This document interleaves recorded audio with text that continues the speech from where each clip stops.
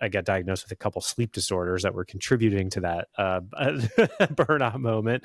But it led to this moment where I like literally was starting to wake up and couldn't bring myself to sit in front of the computer like this. It's hard to explain until you experience, but like felt like something broke. That is Brian Balfour. He's the founder and CEO of Reforge, previously the VP of Growth at HubSpot, and has founded multiple VC-backed companies along the way. If you're new here, I'm Andrew Kaplan.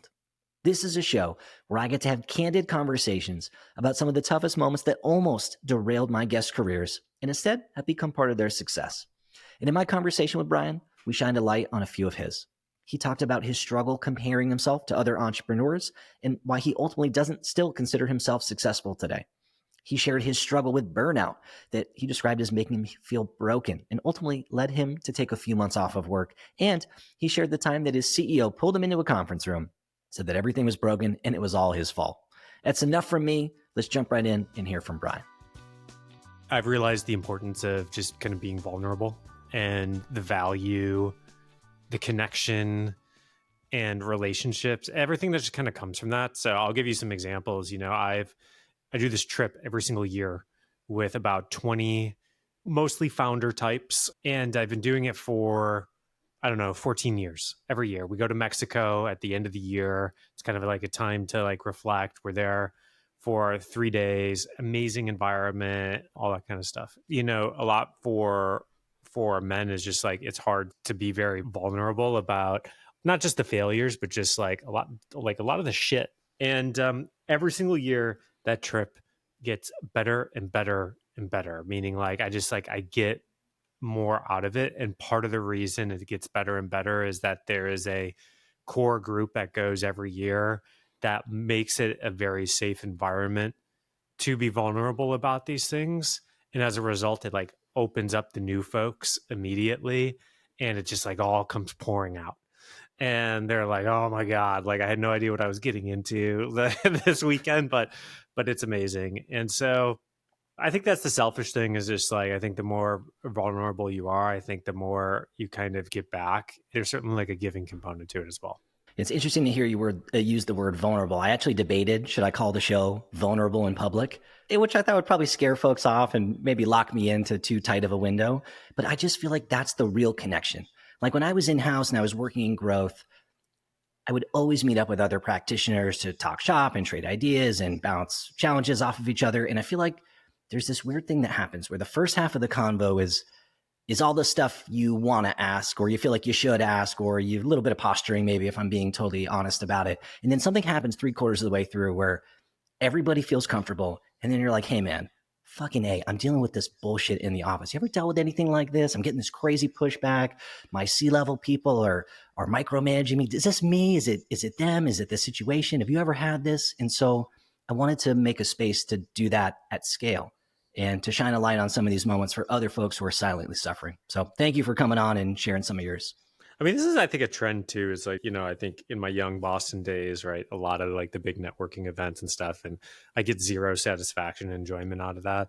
And I would much rather go have like a very long, deep dinner with 4 other folks where we intertwine personal and professional life. Like that just is a much more satisfying experience for me. And also like if we just wanted to look at this from a value perspective, 99% of the value in my life and my career has come from a small set of deep relationships, not a broad network of light relationships.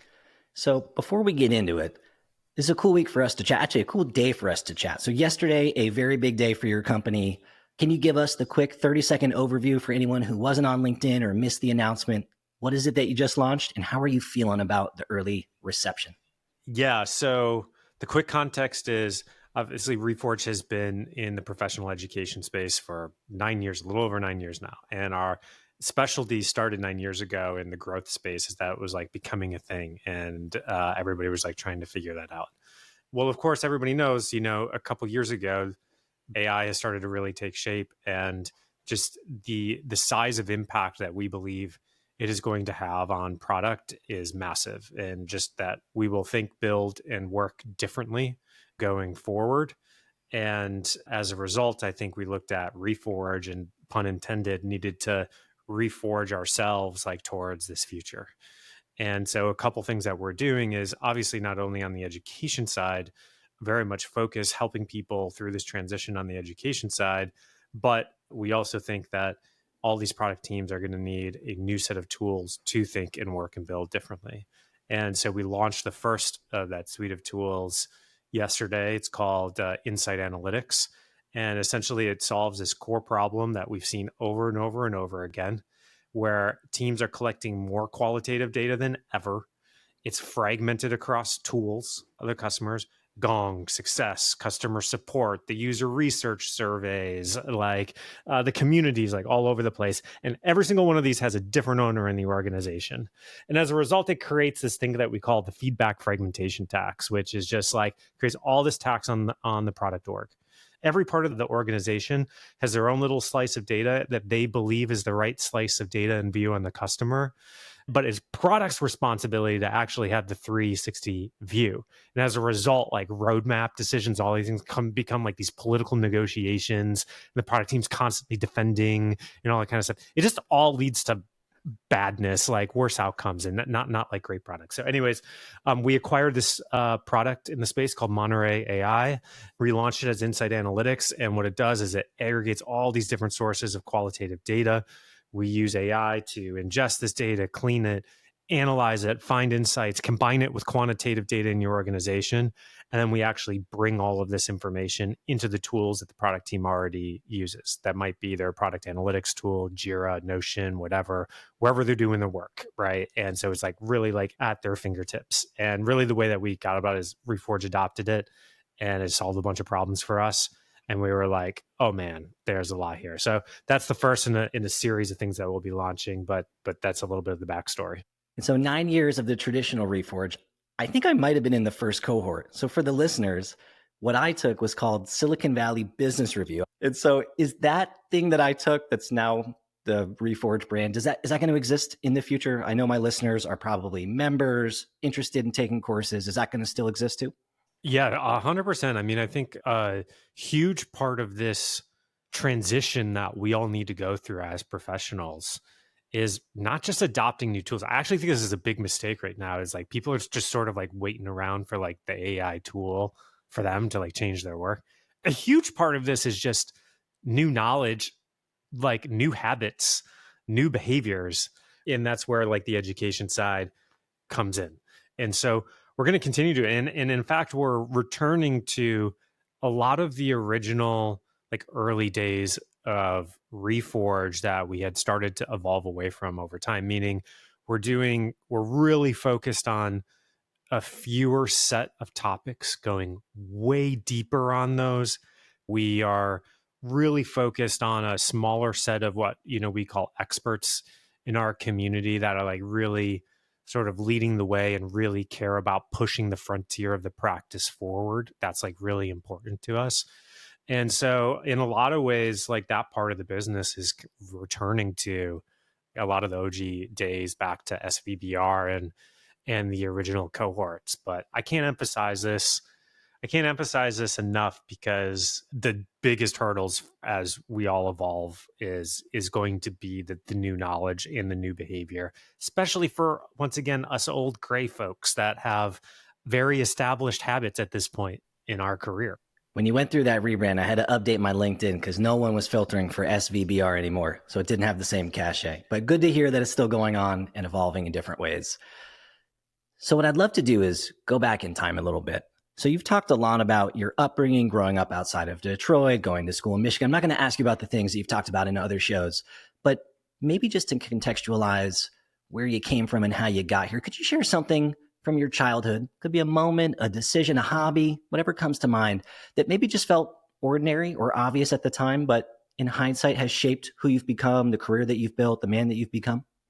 Yeah, I mean, I've done a lot of introspection on this. There's like this big question for me to answer in my life of like where what I call like the entrepreneurial spark came from. I grew up in Metro Detroit. This was like after the car companies kind of had their big downfall. It wasn't a very entrepreneurial environment. My parents weren't entrepreneurs, right? And so I had this real question is like, where did this come from? Like why was this in me? And I had tried all these entrepreneurial things when I was really young. I like started this leaf and lawn business. I did like all these things, and I wasn't in the most encouraging environment for that. But the turning point for me was I spent a couple summers between my freshman and sophomore and junior year in college with my uncle who lived out in LA. And he owns this event planning business, did a lot of celebrity stuff at the time, high profile client stuff. Like, talk about a different world. Getting exposed to a different world, like a 180 from the suburbs of Detroit. Not only like was in an environment where I saw a lot of the entrepreneurial energy, but more importantly, my uncle like really stoked it. My friend and I had this idea for this company that we started in college. I was just telling him about it. And I don't think it would have happened. I wouldn't have taken that leap without a lot of his encouragement and help. And so I think we all have whatever we're great and feel purpose around in our lives, is that there tends to be somebody at some point who stoked that fire a little bit. And that was the turning point for me. That was the moment. And I do not think I would have had a startup career had I not had those moments, with my uncle that one summer. So if we could go back in time and talk to this version of you that's working with your uncle, what would surprise them the most about what you've built now? I don't know what the exact words would be, but the theme would be like, it's all going to be okay, and to patience. And so I think that first company I started was essentially Facebook before Facebook existed. My friend and we wrote a business plan for this, which like that's how old this is, how long ago it was. It literally like the first line was like a college specific Friendster, because like Friendster was like at the day. We started that and we had like some modest success, and then of course Facebook launched. And then I was at University of Michigan. We were in very early in the schools that Facebook had expanded to. I literally saw it not only take over my campus in a couple days, but take over this thing I had been working on. It was like ate it in like one bite, and killed it. But what that experience kind of did was, especially in my early to mid 20s, was making this impossible comparison to my progress in a career to Mark Zuckerberg, right? Like, one of the defining entrepreneurs of our time. It basically stoked this, like, I always felt behind of either like where I could be or where I wanted to be. And it could create like a lot of anxiety of like, oh my God, like, am I just gonna like fail? Like all these different pieces. And as a result, yeah, just like created that feeling as well as a sense of impatience. If something wasn't working out, I'd be very quick to move on to the next thing. And, I think a lot of times in startups and stuff, it's about being in the game long enough to when the moment, for when the right moment can happen. So it's interesting that you say you compare yourself to Zuck. Everybody's got a Zuck, right? For some of us, it's someone that we know or someone who we've heard of. For other people, our Zuck might even be a version of us that we've made up in our head. So I'm curious for you, like, why did you pick him? And how did it feel to compare yourself to him versus other people at that stage in your life, right? Because it wasn't like you compared yourself to like the person down the hall, probably way ahead of them. Pick this, person at the top of the mountain. It was just because it was so visceral. Like the thing that he had started was the thing exactly that my friend and I had started. In some ways, I was just basically looking at the monstrous growth on their ride and had this thought in my head of like, oh, that should be me. Right. And that's why that kind of comparison, really came up. And of course, he was in all of the early news and the journey, like when they went out to Palo Alto that summer, like all that kind of stuff. And so, yeah, it just created this terrible thing in my head of like, oh, like that should be me. And as a result, like I ended up chasing that to like a certain degree, like for a while. And I think chasing anything like that is just, I think as you get older, you kind of, everybody says is like, you read all these threads. I don't know if you read these threads on Reddit that are like, I'm turning 30. For all you 40-year-olds, what would you tell yourself 10 years ago? There's Oh no, I could see going down a rabbit hole though. Yeah, it's a rabbit hole, but it's like, actually, it's some of them are interesting. But I've read enough of them now where like really they really start to repeat, and you kind of hear the same things over and over again because they're fucking true, and nobody listens to them in their early 20s and early 30s, which is just like a lot of the life journey is more, and the professional journey is about finding who you are, like what you're great at, like what the purpose is, where it comes from, all that kind of stuff. And that's an inner journey. That's not an external journey. But, my 23-year-old self that liked to go binge drink at the bars, every night, like didn't understand that. And so, is there some turning point where eventually you kind of realize, like, hey, I probably shouldn't be comparing myself to Zuck, probably shouldn't be comparing myself to anybody. Maybe that's holding me back. Like, how did you let go of that, I guess? I think the challenge in this is that it's easier to let go of that stuff the more confidence you gain. And confidence, to a certain degree, for a lot of people comes from wins.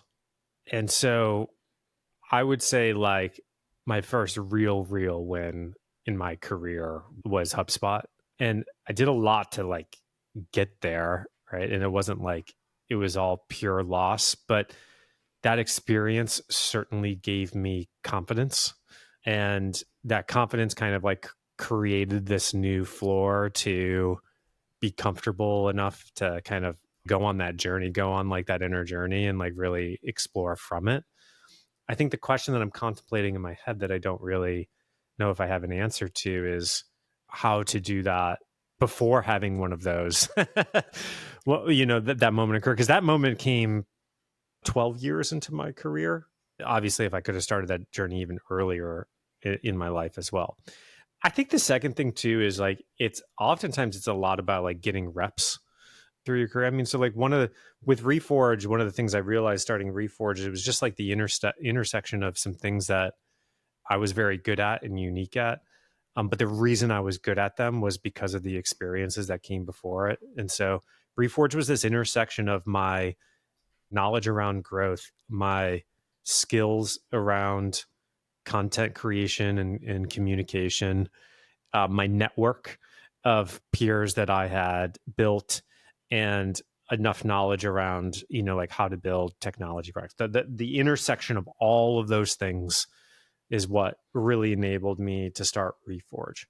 But I picked up those things along the way through each professional stop that I had, right? It's not like it kind of came out of nowhere. And the only reason I got those things was because I put a decent amount of reps in along the way at trying a bunch of stuff and, sort of iterating off of it.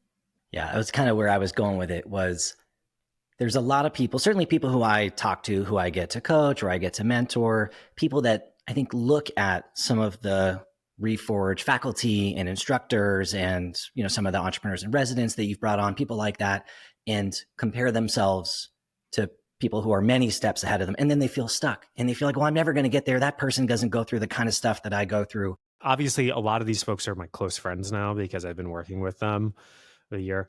They have just as much imposter syndrome and anxiety and like questions and about the future, and like they are working through all of the same things. Believe me, like I sit down to dinners with these folks and they all go through it. We all go through it. I'm saying that to hopefully provide encouragement to other folks. And for folks who are doing the comparison and feeling stuck because of the comparison, what would be one thing? You talked about getting the reps. Obviously that's something that is maybe contextual depending on the circumstances that they're in. But what's something that someone could do just to get 10, 20% less stuck in their journey because of that comparison to keep progressing?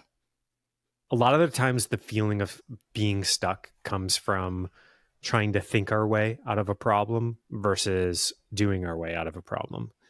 I am certainly one of these folks that has it. And we like have this thing and we think that come up with like the perfect plan and the perfect strategy, or we talk to the right person or get the right piece of advice and like all that kind of stuff.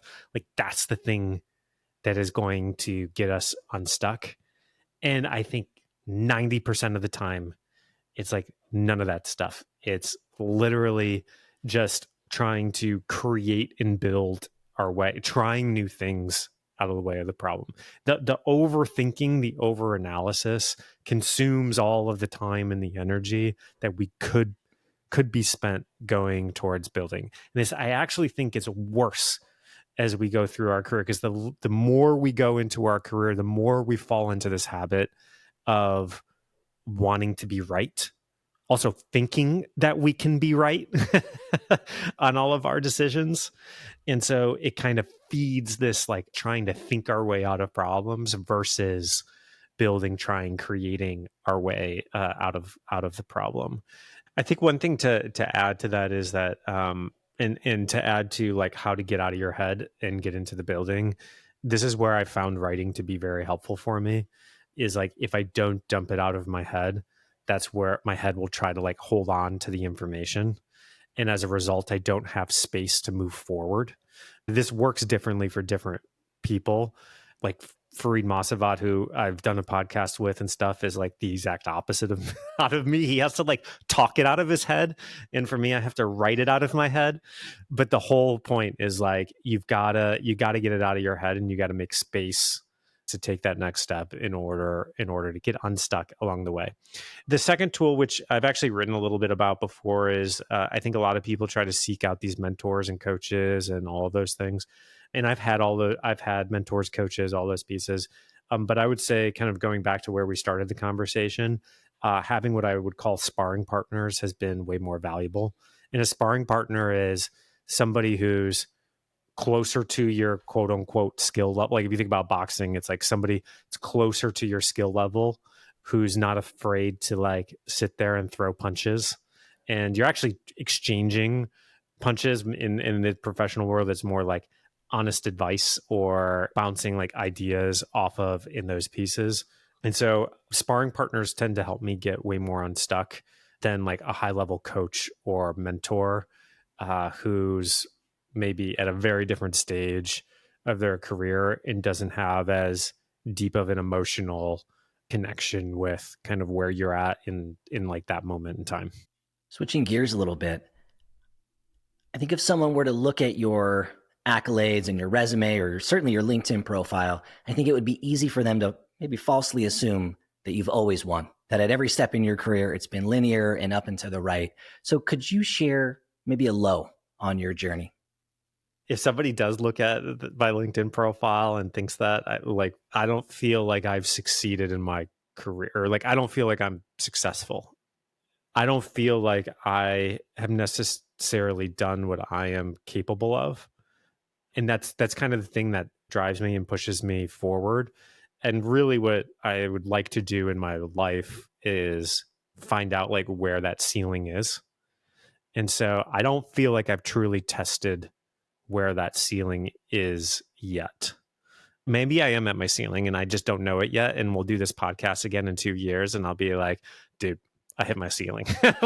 Like, that's it. Like, that's how I think about it, is like, I'm trying to find where the ceiling is. But at every step along the way is like every experience has had a whole series of low points, like the first company, right? Like we got walloped by Facebook. Then my next company, my first VC backed company, Viximo, man, we were in the social gaming days of the Facebook platform. Like that was every single day. Like it was just like a wild journey. And then they shut the platform down, and there was everything like, so like everything we had built, we had to try to rebuild for mobile. We had issues with our VCs and, executives that we had hired, and just like, just all the crap. Right. So that was a tough one. And then in the second company, Boundless Learning, we were on a great track. And then the three biggest textbook publishers sued us and extracted all the money out of the company. And even at HubSpot, there were low points, like really hard moments along the way. And I even look back at that. I loved that experience. I gained a ton from that experience, but I actually think I ended that experience prematurely. I think I could have gotten a lot more if I had stayed like a couple more years. It goes back to that patience principle. We didn't overlap at HubSpot, but I feel the same way. I was there 4 years and I was like, shit, I probably should have stayed just based on where my career was, like sort of at an inflection point. I probably could have done it there, but it's hard to know in those moments, man. Like I mean, everybody's doing the best that they can, but it's really hard to step back and really look at like where you're at in the moment and like that experience and how it compares to other things, because there's always this grass is greener situation, because you know all the bad things in your current situation, you know none of the bad things in the thing that you might want to do next. And I see this all the time with executives that roll through Reforge as instructors and stuff. A lot of them are like, I'm going to go from operating to advising or operating to investing. And then they get in those things and they're like, oh, you know, the grass isn't as green as I thought it was. Now I want to go back. And they forget all of the crap on the operating side, and then they go back to the operating side. And so it's just like, yeah, it's like, is this constant process of going back and forth on that stuff. So it's just hard for our brains to like really absorb, to really think about whatever next venture we're looking at, all of the crap that is hiding in the grass. It's very hard for us to see that, feel it in the same way as the things that we kind of currently know and are currently experiencing. What I've also observed in my own travels is that you need a next thing. And that even if you make it to some goal that you've previously set, the second you get there, you feel unfulfilled and empty and lost and confused. And at least that's been my journey. I started working with a coach at one point. I shared this with her, and she was like, well, this is the most common thing that I hear this all the time. And she was sharing that Olympic athletes, even when they sometimes achieve the highest level of success and whatever their discipline is, often fall into a state of depression because it's been their whole identity is climbing this mountain. And then you get to the top and you're like, well, now I'm not a mountaineer. Who am I? It's over. And so you shared that basically you've had a bunch of bumps along the way and maybe evidence that you should stop at many points. I chat with folks all the time that are in the middle of that journey, and I know you shared for your own self, you feel like you're still in the middle of that journey today. Why do you think you keep going? Like, what is it inside of you that pushes you to go in spite of these bumps and bruises along the way that might stop other folks? What story you tell yourself in your head that maybe is different? Maybe not everyone's telling themselves that same story. Well, I've done like a lot of like therapy work around this, and didn't really come from the environment I grew up in, my parents, like all those types of things. And I remembered all these like childhood experiences where despite all those things, I was like trying, and I just kind of had this like realization moment. It was like, I don't know. It was just like something I was born with. It was like a core part of who I am. It's not about the goal. It's about the pursuit. And there's like, I just need to channel this energy in some direction. And so speaking of low points, like a year ago, you know, Reforge was trying to navigate all the crazy rough waters, you know, with the tech downturn and all that kind of stuff. We had taken some bets. They had worked a little bit, but not to the degree that we needed them to. I had like kind of come to that conclusion, realization, and realized there was like another hard change ahead. And like all of that kind of just led to this massive burnout moment for me. I got diagnosed with a couple sleep disorders that were contributing to that burnout moment. But it led to this moment where I like literally was starting to wake up, and I like couldn't bring myself to sit in front of the computer like this. It's hard to explain until you experience, but like I like felt like something broke is like how I would describe it to my wife. I literally said the words to her. I was like, I feel broken. So I ended up taking a few months off, completely disconnected. I mean, completely disconnected. Like literally the moment I disconnected, I deleted Slack, email, like everything from my phone, and I didn't like check in once. And one of the things that I learned in this period was, yeah, like even though I wasn't working, I started to naturally gravitate to channeling this energy in some other way. And for me, that was like more physical fitness. I got into this thing called High Rocks races, started training for that, kind of recruited some friends, you know, to do it with me, like all that kind of stuff. And it was the same energy, just channeled in a refreshing, like new direction. But it's not like the energy like went away. It was just, it's there. And so you have to find the satisfaction comes from finding a place to channel it, not from the goal that might like stem from it. This episode of the show is brought to you by Navattic. In fall of 2024, Navattic just launched their free plan.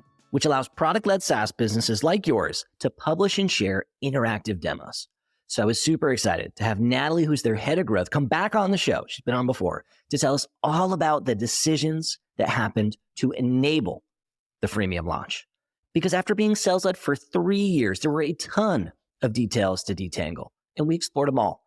Why freemium versus free trial, how this fits into Navattic's strategy, how they were able to get sales and customer success on the same page, their rollout plan, and of course, the KPIs they're using to track success. Subscribers to the show will remember that back in May, I actually published an 8-part interview series with Natalie and her colleague Raman from the Navattic growth team. And in that series, we talked about if freemium might be a part of Navattic's future. At the time, it was still in the idea phase. So this was a major update. In the conversation, we covered a ton of ground. It's going to be interesting and educational for anyone thinking about launching freemium or anyone who's already running a freemium program today that wants to see under the hood of another business. Catch our entire conversation either on my YouTube channel, just look for the behind the scenes playlist on my main page, or by searching for behind the scenes on any of the major podcast platforms under the Delivering Value podcast umbrella. I hope you enjoy. This episode is presented by Appcues. If you work in product-led growth, you know how important activating and engaging new accounts is. Turning new accounts into active users is critical to your success in a PLG environment, and typically why activated accounts is a North Star metric for growth teams. It's why my team spent years focused on improving our new user onboarding experience during my time at Wistia and at Postscript. And that's why I'm so excited that Appcues is sponsoring the show. They're just as passionate about helping product-led companies fix their onboarding and their retention as I am.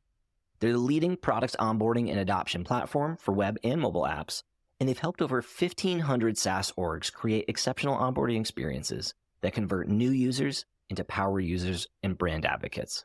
So if you're looking for help activating more new accounts, head to appcues.com/value. They have a free new user onboarding audit, which is done by Ramli John. He literally wrote the book on new user onboarding, and he's a close personal friend of mine. For help, head to appcues.com/value. What are some early signs that you listen for now that maybe you weren't as tuned into before, for folks that are maybe going through this so that they can tune into a different frequency than they've been tuned into in the past? I didn't realize this at the time, but yeah, anyways, I had a couple sleep disorders contributing to this. The CPAP has not worked for me. I do have a version of apnea, and then I also have a version of, a certain form of insomnia. And then the two basically compound on each other. My version of apnea is I don't wake up, very fragmented sleep. So I will sleep through the whole night, but I'll never go into deep sleep or very little deep sleep. And so I'll wake up and I'll be like, man, I slept 9 hours, but I feel like crap. And so anyways, I now have devices that help me measure this, but I've also become in tune with just like the physical feeling of like, oh, even though I, didn't get sleep, or I felt like I slept through the night, I know I didn't really sleep. And as a result, I will also avoid all of the things that just make the cycle worse. Caffeine, jumping right into work, like all those things. And so rather than ending up in these negative flywheels, I now have almost like these like breaks where it's like, okay, I'm just going to take the afternoon off. I got to take the afternoon off. And then there's all these techniques to like reignite the spark and do all that kind of stuff. But I haven't re-experienced one of those moments, but it's very possible that I could. It's interesting to hear you talk about the wearables. I just chatted with Austin Hay, and he talked about this, how he went through a different flavor of the story that you shared, also uses a wearable, uses it to track his heart rate variability. And he basically puts a correlation between his heart rate variability and basically his like reaction variability. So I was curious what the wearables are, or if you had a similar experience. Couple things for people to be very careful about is that one is that there is now some real research and science backed around where like these sleep scores on things like whoops and stuff have a way more detrimental effect than a positive effect. And so they did this study where they randomized the sleep score on these devices. And as a result, the way that people reported feeling had more to do with what the sleep score said than the actual quality of sleep they got. And the problem is with those devices, they aren't super accurate on sleep. they do all these tricks to save battery life. And as a result, they don't monitor. So there's these more specialized devices. There's a company that I did a sleep study through called Absolute Rest. They work with like a lot of founders, athletes, like other people who are very performance, oriented. They gave me a couple like special devices that are very specifically designed for our sleep, are much more accurate on measurement. They have an actual doctor that's able to monitor and read and help you interpret it in those pieces. And so if anybody like wants to get serious about sleep, I would not start with the Whoop and the Aura rings, because they can be anyways very misleading. But yes, one of the things is called HRV. This is a very specific device just to measure HRV and nothing else. It's very kind of sensitive to that. And then there's things that there's like HRV training that I've started to go through, which is learning more how to control it. I have this feeling every night where I'm like buzzing. I don't know if this ever feels, it's like I'm coming off of work and it's like I'm just like buzzing, and this can it can come either from a negative place, anxiety, or a positive place, like excitement. And I'm not able to like control that internal buzzing and that like stimulation. And as a result, I'll have what's called very fragmented sleep. I'll never have these like large sleep blocks, but there's techniques and training that you can do to like turn that internal buzzing off. And the way you do that is by monitoring your HRV. Switching gears a little bit, I'd love to talk a little bit about feedback, because feedback is one of the things that I hear a ton about from clients. Often they'll get feedback that makes them feel a little caught off guard. And so I'm curious if there's a time in your career when you felt like you got some feedback that just caught you a little bit off guard in some of the context there. The one that I remember viscerally was like my time at HubSpot. The backstory is I was brought in to help start some new products. At the time we were working on, it was the start of the CRM and what they now call the Sales Acceleration Hub. And basically I was like, in my first 2 weeks, I was like, I need to take 2 to 3 weeks. All I'm going to do is talk to customers. I'm going to help define the target audience and some of our anti-personas, but I need to like swim in the customers before I can actually execute on anything. And there was others that I was working with in the group that were like, that's a waste of time. Like, why do you need to do that? Like, it was a huge negotiation to buy myself 2 weeks to like do that work. I did it, and it was like very helpful. But then a year later, we had grown the product quite a bit, but there was like a mix of all these different customer types in there. And as a result, we were kind of like untangling that mess from a product perspective and a metrics and a churn perspective. And I just remember Halligan pulled me into this room, and he can have a very direct style, but he was just like, this is all your fault. And he was like, we needed to do persona work. Like, you didn't do it. This is your fault. I was like, I did this. Nobody wanted me to do it. I had to fight for it. Like all this kind of stuff, like all that kind of stuff. But I think when you have that type of physical reaction, sometimes, most of the times, is because there's an element of truth to it. And it's the physical reaction is us just not liking the truth of it. And of course, with like a little bit more time, for that to absorb, what I had realized is, oh yeah, I had done the work, but I hadn't distributed that work in a way to make it effective for a team. And that was a core part of expectation of my level of where I was at. And so, yeah, I didn't carry the project all the way through, and it was my fault. But it took me a little bit of time to absorb that, because up until that point, I wasn't used to that type of delivery.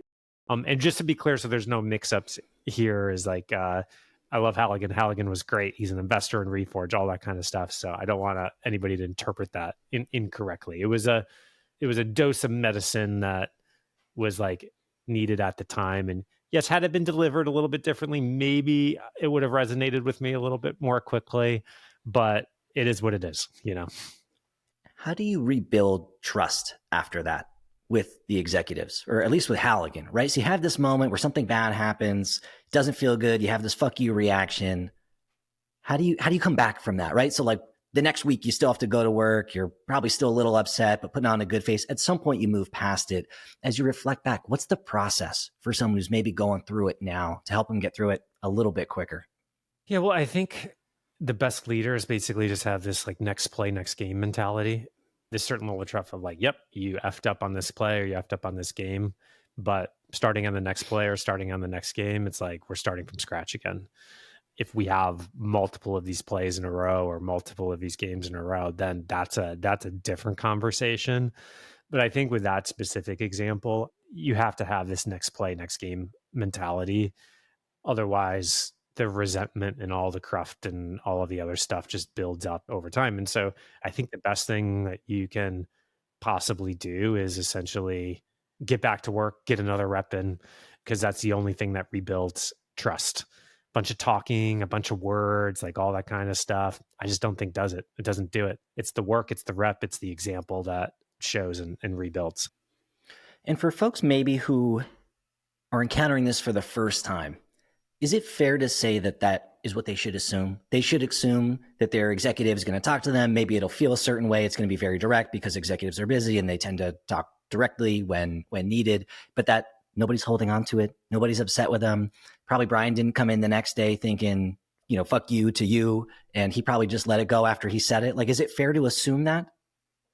No, I mean, it doesn't matter, right? Like if they don't have this next play mentality, it kind of doesn't matter because once again, the only way to convince those folks is another rep, another example. So yes, you should acknowledge the conversation, take whatever you want to do, like be like, yep, here's what I heard. Please let me know. Like if you see it again, like whatever it is, I'm going to move on to the next thing. Yeah. Have you ever been that direct to someone on your team who reports to you? Yes. I'm not great at it, but I have definitely done it before. And our COO, Tom Willer, is much better at it than I am. So, but yes. And I've had people react well and I've had people react horribly. Hey, I hope you're enjoying this episode. If you are, please don't forget to hit that subscribe button on whatever platform you're listening to. The data shows about 40% of the listeners are actually subscribed, which means the vast majority of you are not. This is the best way that you can support the show. It helps the algorithms to find other listeners just like you. And as your host, I'd really appreciate it too.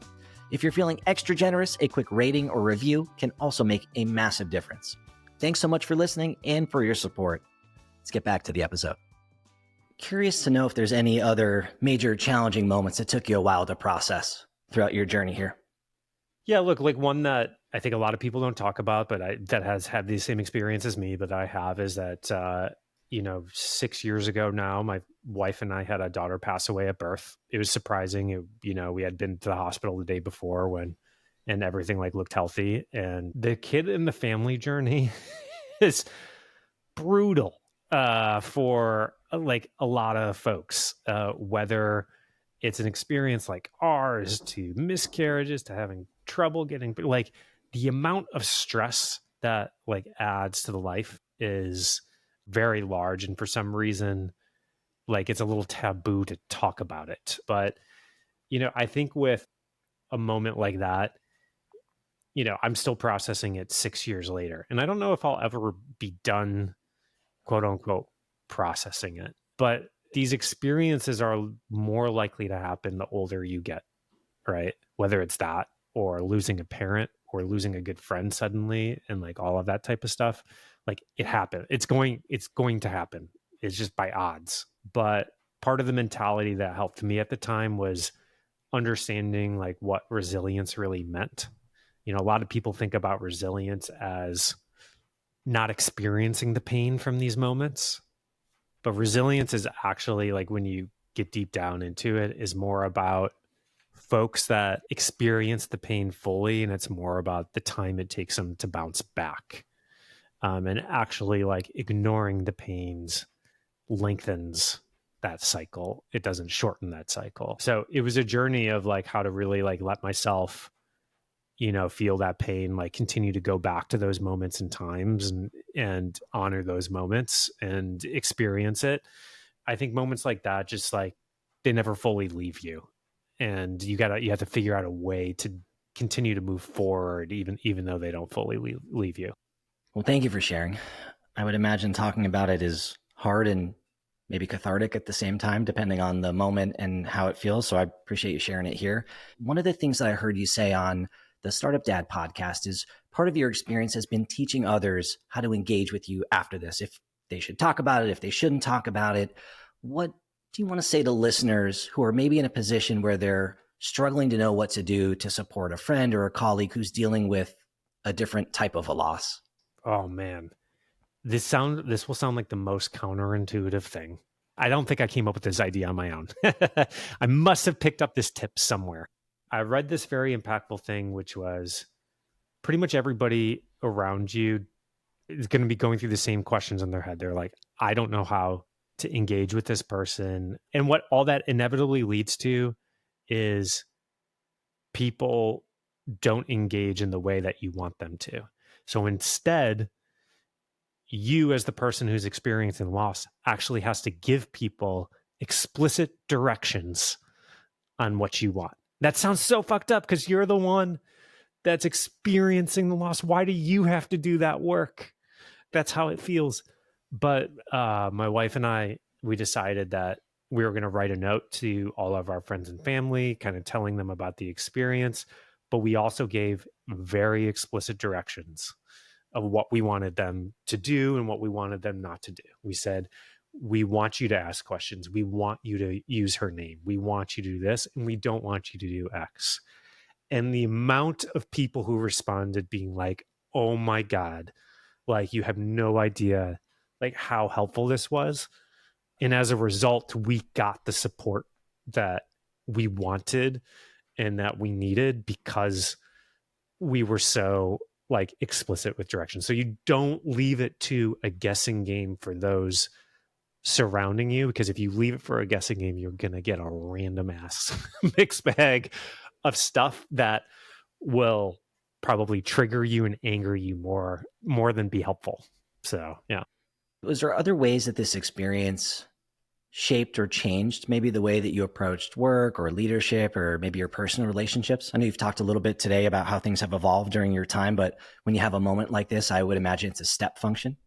I think it's constantly evolving because now we have two healthy boys, right? And they're constantly changing the way that I think about work and life. And I think one of the biggest things at this point is I feel like I have this very specific type of ambitious energy. I need to channel it somewhere, but I also need to channel it and do it in a way that incorporates like the family life. And that incorporation, I don't call it a balance because I don't think it's balance. It's more about how do you incorporate the two, is something that I'm still on a very heavy journey figuring out. But things that I'm way more conscious of now that I don't think I was previously before kids is how am I like showing up and sharing and expressing work with others. So one of the things that I really want to do with my kids is share this like entrepreneurial energy with them. They don't become entrepreneurs, that's fine. I don't care about that, but I want to share it with them. But if I every day after work am just exhausted out of my mind because of like the constant stress and all that kind of stuff, I'm implicitly sharing the bad parts of this.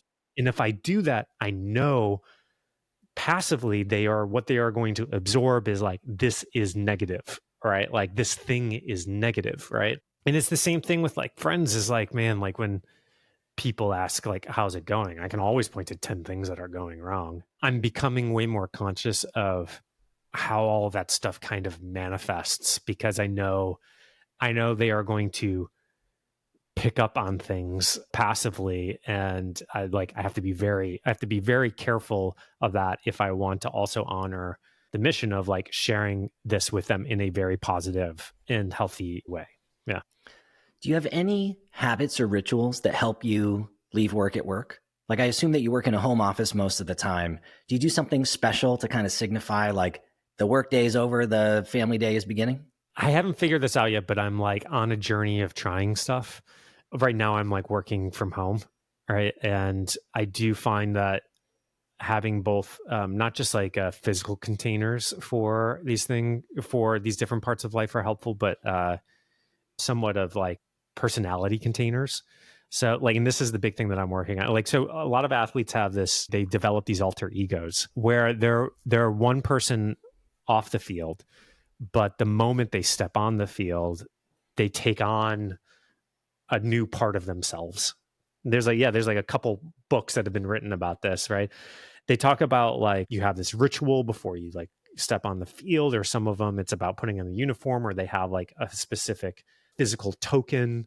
And so this is something like I'm like starting to play with a little bit to see if it's like helpful. And because I don't want work Brian to be family Brian, because work Brian, I have to be a very specific type of like relentless person. And that version of Brian is not a healthy family version. Brian, it will not, like if I if I treat my kids and my wife in the same way that I treat my employees, which can naturally happen when the two can blend together so far, that won't lead to good things. So I'm playing with this, but I wouldn't say I have it dialed in at the moment. I've heard a lot of people do this. I read something that Steve Martin, who's a comedian of our parents' generation, I read somewhere that like before he would go on SNL, he'd like shout at himself in the mirror to get into the comedian character, that it wasn't his default state. Beyonce's got, Sasha Fierce, like Oprah has a version of this. So if it works for all of them, we should probably be able to figure it out. Like we work in our slippers. How hard could it be, All right. So we've talked about a lot of tools that you use. Anything that we haven't talked about that helps you to reset if you're having an off day? I don't think anything that's unique, right? Like there's all the stuff. Like I work out every single morning. Like I have to, otherwise I feel like a different, worse version of myself. Like 100%. Like the more time I spend outside is, of course, an extremely helpful part. Diet is like a huge influence, like for me. It's all these like foundational level of things that give you the best probability. They give you the best chance to be yourself. They don't make you your best self. They just give you the chance to be like your best self. My wife hates this because I like to be very consistent around this stuff. I wouldn't mind eating the same thing every single day. Honestly, at the end of the day, the things that help me most is just this consistency into my life. That helps me get back to a good version of myself. And if you could go back in time, what is one soft skill that you wish you had refined a little bit more earlier in the journey that'd be helpful for you today?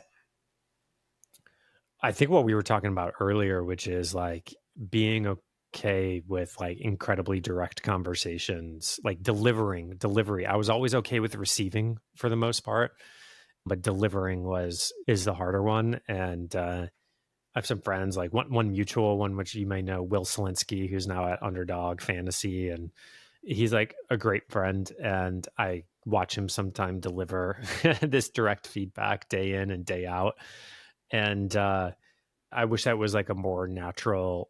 I wish that was a more natural part of me, but I find it takes a lot of effort. What's one thing that someone could do to strengthen that muscle? One thing that can be helpful and hurtful is to have somebody close to you who's really good at it, right? It's helpful because you get to see a lot of reps. It's hurtful because it's easy to defer to them. So that leads to my second thing, which is you just have to force yourself into reps for it. Because the reason I don't do it, and like I think others don't do it, is that they anticipate pain from it. And I would say 9 times out of 10, maybe more, it's not painful on the other end. There's a sense of relief. But the only way you understand that, you can't, this is once again one of those things. It's like, I can rationally explain this to anybody, but until you do it and experience it, it won't click. So you just got to do it. And as we start to wrap here, what are the takeaways that you want to have listeners to have for this episode? Anything that you haven't said directly that you want to say before we wrap? I think the theme that I just keep coming back to is it's easy to continuously think like, if I just think a little bit harder, talk to the right person or whatever, like that will lead me to the solution of my problems or anxiety or whatever thing you're trying to solve, whatever challenge you're trying to solve. And at the end of the day, the thing that moves us forward is just like doing the work, doing the creation, testing out the new things, being okay if like they don't work out. That is what kind of moves us forward and moves us through like any challenge. in life. To me, that's the theme, and it's one that I still try to practice and need to come back to time and time again. Thank you for coming on and sharing your story and some of your wisdom and a few of the speed bumps. If there are folks listening that want to connect with you, we'll put a link in the show notes. But if they want to learn more about Monterey, where should they go? How can they learn more? The two places I will be publishing personally are on my personal LinkedIn. Feel free to follow, connect with whatever. And I am going to actually start writing on my personal blog. And then if you want to learn about Reforge and the products we talked about earlier, just go to reforge.com. The new product's called Reforge Insight Analytics. Would love to have you as a customer, give you a personal demo if you shoot me an email. Sounds great. Thank you for coming on. All right. Thanks for having me.